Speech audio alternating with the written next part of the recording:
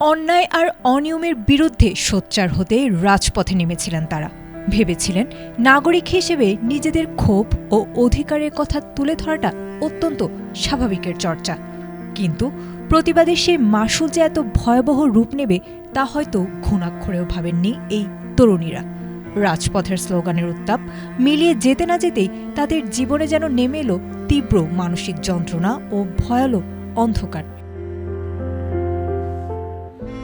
ভারতের রাজধানী নয়াদিল্লির যন্তর মন্তরে সম্প্রতি সরকারি চাকরির নিয়োগ পরীক্ষায় অনিয়ম ও প্রশ্ন ফাঁসের বিরুদ্ধে সোচ্চার হন একদল শিক্ষার্থী ও চাকরি প্রার্থী।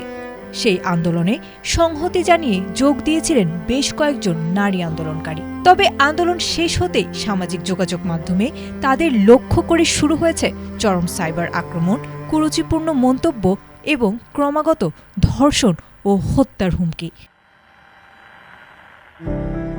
23 বছর বয়সী যোগ শিক্ষক আন্দোলনের সমর্থনে একটি 7 সেকেন্ডের বিনোদনমূলক ভিডিও পোস্ট করে সাইবার আক্রমণের শিকার হন।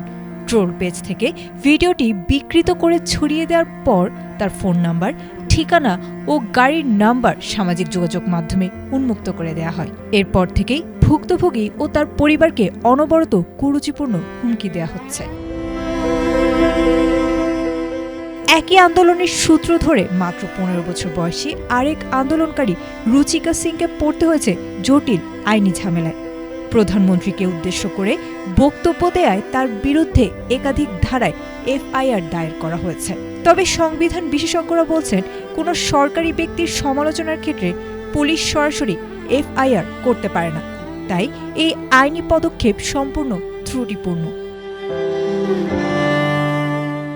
সাইবার ট্রোলদের মানসিক নিপীড়ন, ব্যক্তিগত তথ্য প্রকাশ এবং পুলিশি হয়রানিতে এখন চরম নিরাপত্তাহীনতায় ভুগছেন এই তরুণীরা।